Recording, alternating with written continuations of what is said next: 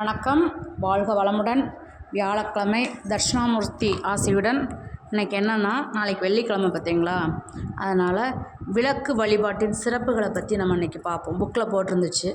சரி, இன்றைக்கி அதை பற்றி பார்ப்போமே அப்படின்னு சொல்லிட்டான். சரி, டெய்லி கோயிலை பற்றி போடுறோம். சரி, நாளைக்கு வெள்ளிக்கிழமை இதை பார்த்தா கொஞ்சம் மக்கள் அதை பார்த்துட்டு ஏதாவது 2 வார்த்தையாவது அதில் கொஞ்சம் கேட்பாங்க பார்த்தீங்களா. அதுக்காக நம்ம செல்வம் பெறுவதற்கு வீட்டு வாசலில் விளக்கேற்ற எந்த நாளை தவற விடக்கூடாது அப்படின்னா, வீட்டு வாசலில் விளக்கேற்ற செல்வம், வீட்டு வாசலில் நம்ம விளக்கு ஏற்றினாலே செல்வம் கொட்டும்னு சொல்லுவாங்கங்க. அதனால் நமது வீட்டில் விளக்கு வழிபாடு செய்வதன் மூலம் தெய்வீக பேரொளியும் லட்சுமி கடாட்சமும் ஒன்று சேரும் என்பது ஒரு ஐதீகமாக உள்ளதுங்க. இதனால் பெண்கள் காலையிலே எழுந்து இஷ்ட தெய்வத்திற்கு விளக்கேற்றி வழிபாடு செய்வது வருவதனால் அவர்கள் ஒரு மனதில் ஒரு விதமான புத்துணர்ச்சியும் உற்சாகமும் பிறக்குங்க. அதனால் நம்ம என்ன சொல்லலாம், விளக்கின் சுடரொளியில் விளக்கின் சுடரொளி இருக்குது பார்த்தீங்களா, அதில் மகாலட்சுமியும் ஒளியில் சரஸ்வதியும் வெப்பத்தில் பார்வதியும் எழுந்தருளுவதால் விளக்கு ஏற்றுவதன் மூலம் முப்பெரும் தேவியரின் திருவருளை ஒன்றாக நாம் பெற முடியுங்க என்பது இது ஒரு ஐதீகம்தான்.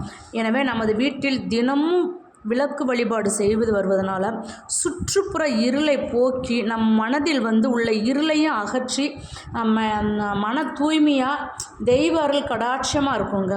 வீட்டில் செல்வம் கழிக்கிறதுக்கு ஒவ்வொரு வெள்ளிக்கிழமையும் நம் வீட்டு வாசலில் மாக்கோலம் போட்டு அதன் நடுவில் விளக்கை ஏற்றி வைத்து வீட்டு பூஜை அறைக்குள்ளும் அந்த விளக்கை கொண்டு வரணுங்க. அதாவது வீட்டு முதல்ல மாக்கோலம் போட்டு நடு விளக்குக்கு வெளியில் வாசலில் வச்சுட்டு அதை அப்படியே கொண்டு வீட்டு விளக்குக்கு கொண்டு வரணும்னு சொல்லுதாங்க. இதனால் விளக்குடன் சேர்ந்து மகாலட்சுமி நம்ம வீட்டுக்குள் வருவதாக ஒரு நம்பிக்கைங்க. அதனால தான் எல்லாருமே சொல்கிறாங்க, வாசலில் ஃபஸ்ட்டு எடுத்தோடனே வாசலில் விளக்கேற்றி அந்த விளக்கை கொண்டு உள்ளே வச்சுட்டு தான் மற்ற விளக்கு ஏற்றுவாங்கன்னு சொல்லுவாங்க. இது நம் வீட்டில் காலை மற்றும் மாலை வேளைகளில் விளக்கு ஏற்றி வருவதனால் நம் வாழ்வே ஒரு ஒளிமயமாகுங்க. எப்பயுமே நம்ம வீட்டில் விளக்கு ஏற்றிக்கிட்டே இருங்க. நமக்கு நம்மளே அறியாமல் நமக்கு ஒரு அமைதி இருக்கும், ஒரு மனதில் ஒரு தைரியம் உற்சாகம் இருக்குங்க.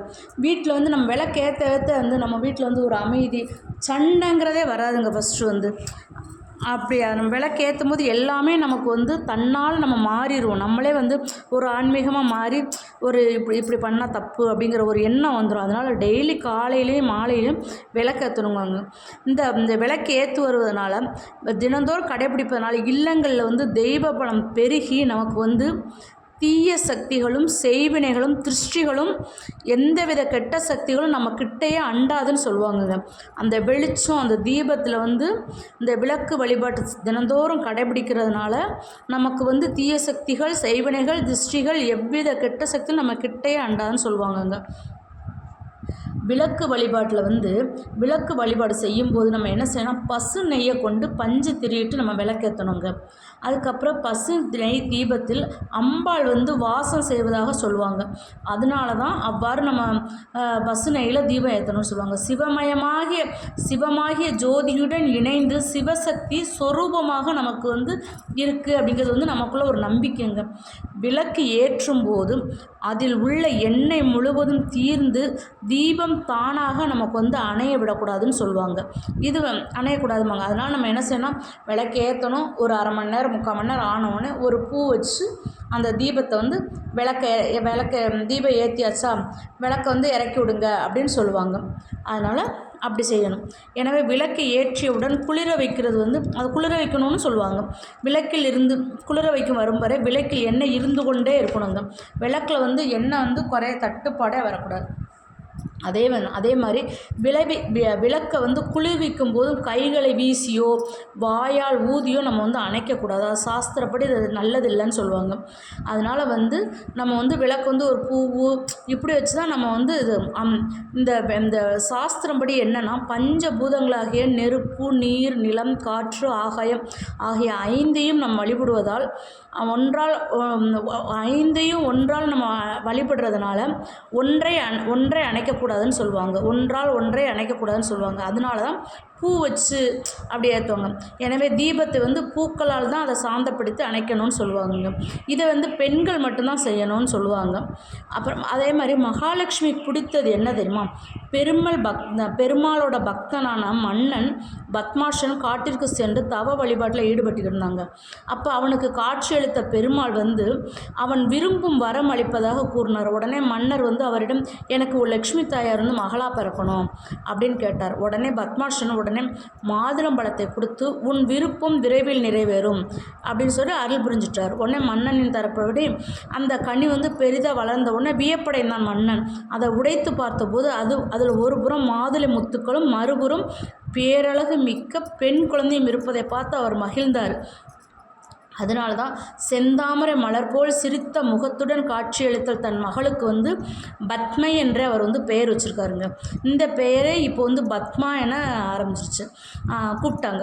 மாதுளம்பழத்தில் இருந்து லக்ஷ்மி தோன்றியதுனால மாதுளஞ்செடி இருக்கும் வீட்லேயும் லக்ஷ்மி கடாட்சம் உண்டாகும்னு சொல்லுவாங்கங்க. பெருமாளுக்கும் லக்ஷ்மி பூஜை செய்யும்போது நெய்வேத்தியமாக மாதுளம்பழம் வைப்பது ரொம்ப சிறப்பு அப்படின்னு சொல்லுவாங்க. வற்றாத செல்வம் பெற லக்ஷ்மியை வழிபட இந்த லக்ஷ்மி ஸ்தோத்திரத்தை படித்து வற்றாத செல்வம் கிடைக்கும்னு சொல்லுவாங்கங்க. இது என்னன்னா இந்த டைம் முடிகிற வரைக்கும் இதில் இருக்குது, நான் மெதுவாக தான் வாசிக்கிறேன், அதை பார்த்துக்கோங்க. இந்த லக்ஷ்மி நமகன்னு சொல்கிறது வந்து நம்ம வந்து ஒரு பூ வச்சே நம்ம வந்து விளக்குக்கு இப்படி போட்டுக்கலாங்க. பூ வச்சே மகாலட்சுமிக்கோ விளக்கே மகாலட்சுமி வச்சு பூ காயின்ஸ் வச்சும் போடலாம், நம்ம நாணயங்களை வச்சும் போடலாம், நம்ம பூக்கள் வச்சும் போடலாங்க. அது எப்படின்னா வெள்ளிக்கிழமை அந்த எல்லா சுவாமிக்கு எல்லாம் விளக்கேற்றி தீபம்லாம் ஏற்றிட்டு கொஞ்சம் உதிரி பூ வச்சுட்டு நம்ம விளக்கு பாதத்திலே வந்து நம்ம வந்து ஓம் அகிலலக்ஷ்மியே நம, ஓம் அன்னலக்ஷ்மியே நம, ஓம் அலங்காரலக்ஷ்மியே நம, ஓம் அஷ்டலக்ஷ்மியே நம, ஓம் அமிர்தலக்ஷ்மியே நம, ஓம் அமரலக்ஷ்மியே நம, ஓம் அனந்தலக்ஷ்மியே நம, ஓம் ஆனந்தலக்ஷ்மியே நம, ஓம் அபூர்வலக்ஷ்மியே நம, ஓம் ஆதிலக்ஷ்மியே நம, ஓம் ஆத்மலக்ஷ்மியே நம, ஓம் இஷ்டலக்ஷ்மியே நம, ஓம் இன்பலக்ஷ்மியே நம, ஓம் இதயலக்ஷ்மியே நம, ஓம் ஈஸ்வரியலக்ஷ்மியே நம, ஓம் ஈகலக்ஷ்மியே நம, ஓம் உண்மைலக்ஷ்மியே நம, ஓம் உதயலக்ஷ்மியே நம, ஓம் உத்தமலக்ஷ்மியே நம, ஓம் உபாசனலக்ஷ்மியே நம, ஓம் ஊர்ஜிதலக்ஷ்மியே நம, ஓம் 8 லக்ஷ்மியே நம, ஓம் ஏகலக்ஷ்மியே நம, ஓம் ஐஸ்வர்யலக்ஷ்மியே நம, ஓம் ஒற்றுமை லக்ஷ்மியே நம, ஓம் ஒளிப்பிரகாச லக்ஷ்மியே நம, ஓம் ஓங்கார லக்ஷ்மியே நம, ஓம் ஔதார லக்ஷ்மியே நம, ஓம் ஔபாஷண லக்ஷ்மி நம, ஓம் கருணை லக்ஷ்மி நம, ஓம் கனகலக்ஷ்மி நம, ஓம் கபிலலக்ஷ்மி நம, ஓம் கலசலக்ஷ்மி நம, ஓம் கந்தலக்ஷ்மி நம, ஓம் கஸ்தூரி லக்ஷ்மி நம, ஓம் சந்தான லக்ஷ்மி நம, ஓம் சங்கு லக்ஷ்மி நம, ஓம் சக்கர லக்ஷ்மி நம, ஓம் சர்வலக்ஷ்மி நம, ஓம் சந்தோஷ லக்ஷ்மி நம, ஓம் சரச லக்ஷ்மி நம, ஓம் சகல லக்ஷ்மி நம, ஓம் ஞானலக்ஷ்மி நம, ஓம் தர்மலக்ஷ்மி நம, ஓம் தனலக்ஷ்மி நம, ஓம் நவலக்ஷ்மி நம, ஓம் தானலக்ஷ்மி நம, ஓம் வைரலக்ஷ்மி நம, ஓம் நீலலக்ஷ்மி நம, ஓம் முத்துலக்ஷ்மி நம, ஓம் பவளலக்ஷ்மி நம, ஓம் மாணிக்கலக்ஷ்மி நம, ஓம் மரகதலக்ஷ்மி நம, ஓம் கோமதலக்ஷ்மி நம, ஓம் பத்மராகலக்ஷ்மி நம, ஓம் வைடூரியலக்ஷ்மி நம, ஓம் பிரம்மலக்ஷ்மி நம, ஓம் விஷ்ணுலக்ஷ்மி நம, ஓம் சிவலக்ஷ்மி நம,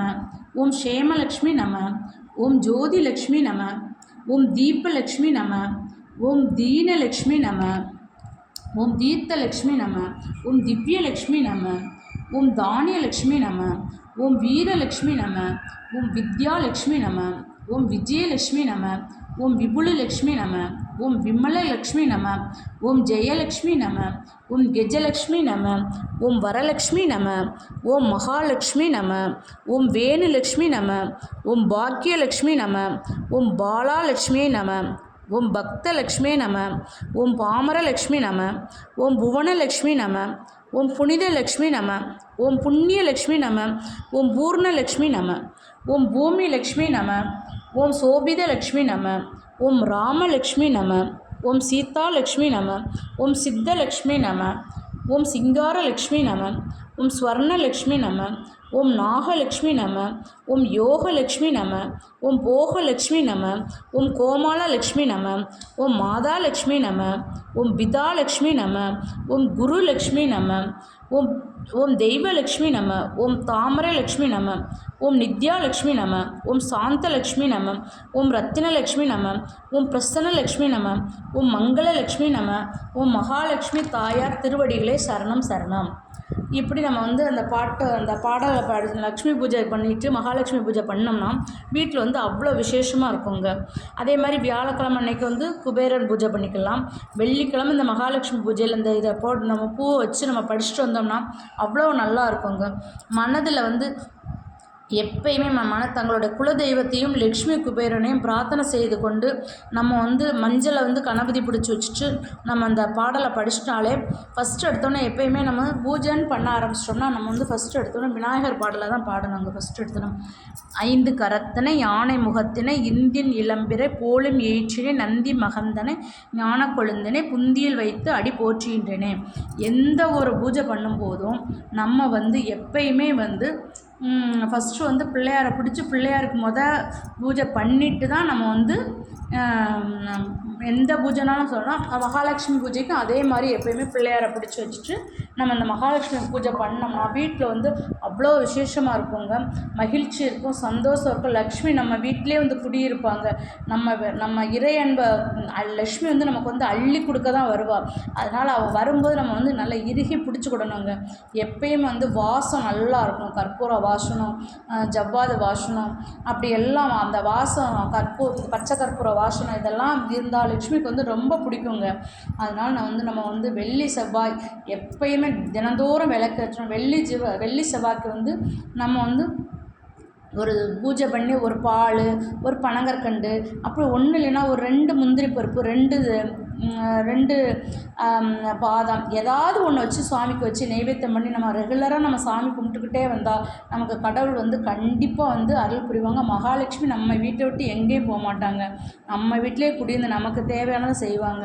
அதனால் எல்லோரும் வெள்ளிக்கிழமை அன்று வீடு சுத்தம் பண்ணி விளக்கேற்றி சாமி கும்பிட்டு மகாலட்சுமி பூஜை பண்ணுங்கள். கண்டிப்பாக உங்களுக்கு வந்து இறையருள் கிடைக்கும், செல்வம் கொளிக்கும், மகிழ்ச்சி இருக்கும், அன்பு இருக்கும், பண்பு இருக்கும், பாசம் இருக்கும். உங்கள் எல்லாத்துக்கும் இருக்கட்டும்னு சொல்லி இறைவனிடம் வேண்டிக் கொள்கிறேன்.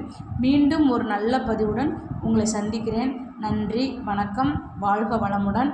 கோலம் எப்படி இருக்குங்க? இன்றைக்கி காலையில் கொஞ்சம் லேட் ஆகிடுச்சு. சரின்னு சொல்லிட்டு அதனால் வெளிச்சமாகிடுச்சு. சரி 2 கோலத்தை போடுவோம் அப்படின்னு சொல்லி போட்டு கலர் பொடியை போட்டாச்சு. ஏன்னா கொஞ்சம் மெதுவாக போட்டால் எல்லோரும் எல்லோரும் எந்திரிச்சிருவாங்க. அதனால் படபடன்னு போட்டாச்சு கோலம். இனி நல்ல கோலங்கள் நான் சில கோலங்கள் பார்த்து உங்களுக்கு நல்ல கோலமாக நான் போடுறேன். எனக்கு தெரிஞ்ச கோலத்தை நான் போட்டுக்கிட்டு இருக்கேன்.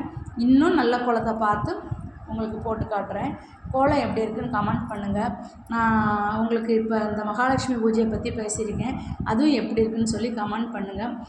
2வது வந்து நான் வந்து கடை ஓப்பன் வந்து 21ன்னு சொன்னேங்க. 23ஆம் தேதி தான் கடை ஓப்பன் ஆகுது. அதனால் 23ஆம் தேதி உங்களுக்கு லைவில் காட்டுவேன். நீங்கள் வந்து கண்டிப்பாக உங்கள் ஆதரவு எங்களுக்கு கண்டிப்பாக தேவை. நீங்கள் வந்து கடையை பார்க்க வரணும். கண்டிப்பாக உங்கள் வருகையை நாங்கள் எதிர்பார்த்துக்கிட்டு இருப்போம். உங்களை வச்சு தான் நாங்கள். அதனால் கண்டிப்பாக நீங்கள் வரணும். 23ஆம் தேதி லைவில் வருவேன். வாழ்க வளமுடன். நன்றி, வணக்கம்.